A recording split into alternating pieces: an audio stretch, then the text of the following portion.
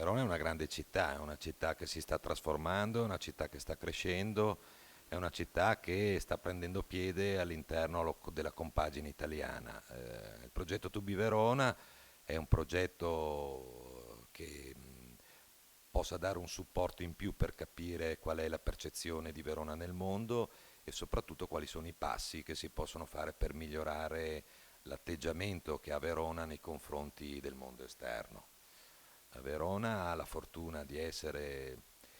ubicata in una zona diciamo molto felice perché vicino al lago con le colline e quindi da un punto di vista anche di logistica è nella direttrice che va verso la parte nord dell'Europa e quindi è sicuramente una meta turistica importante per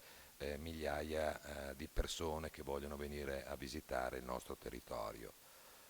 Penso che oggi ogni tipo di iniziativa che possa aumentare e sviluppare maggiormente questo aspetto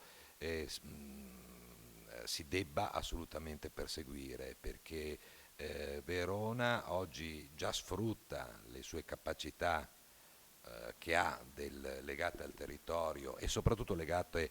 alla storicità, quindi parliamo del comparto lirico, parliamo del settore diciamo dell'amore come viene definito, quello di Giulietta e Romeo,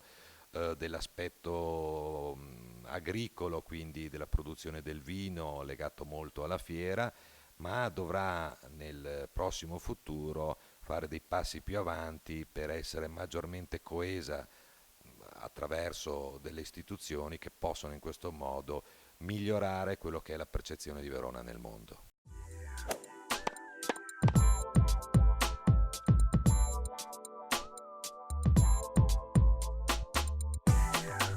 Ma io vengo dal mondo dell'industria, quindi quando si parla di innovazione la prima cosa che mi viene in mente sono le attività che le aziende fanno per innovare i propri prodotti, per innovare le proprie aziende. E devo dire che nel nostro comparto industriale, ma un po' in tutti i settori, Verona è sicuramente tra le prime in Italia.